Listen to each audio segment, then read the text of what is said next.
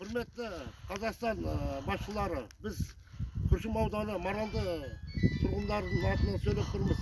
Мына Маралды ауылына салға жатқан комбинатқа қарсымыз.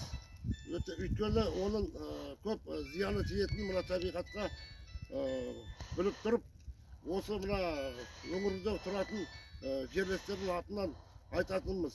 Бұл комбинатты біз салдырып тұрмаймыз. И салмасын. Жабылсын.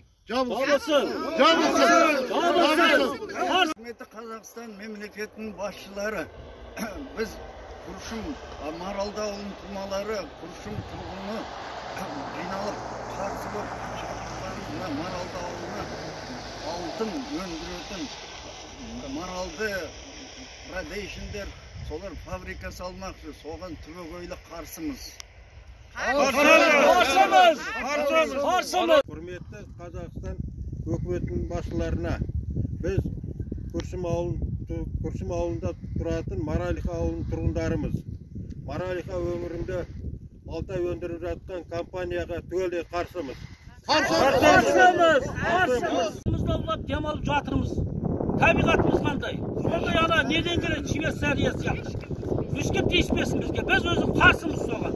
Мен өзі соған қарсымыз болды. Айтарым осы.